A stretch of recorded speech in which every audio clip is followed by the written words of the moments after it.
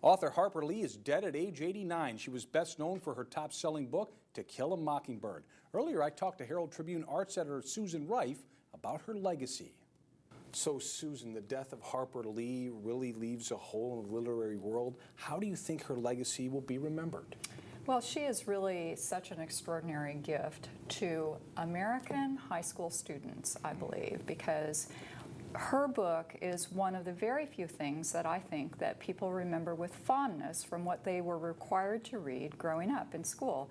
And that book, To Kill a Mockingbird, is a continuous favorite with adults who continue to think kindly of it, highly of it, and reread it. How do you think the book has stood over time? Has it stood the test of time? Oh, it absolutely has. I believe it's still being taught in the schools.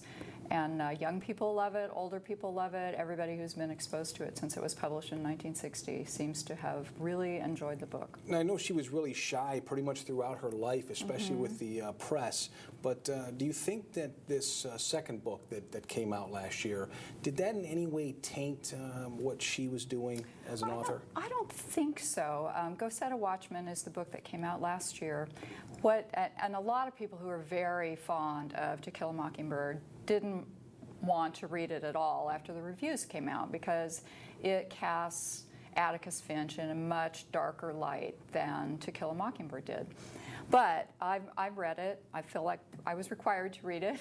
So I read it, and what it does, it's a manuscript before To Kill a Mockingbird, and what it really does is shows you the evolution of a writer and the relationship of a writer with an editor to take a not particularly great book and turn it into a great book. Susan Rife, thanks so much for joining us. Happy to be here.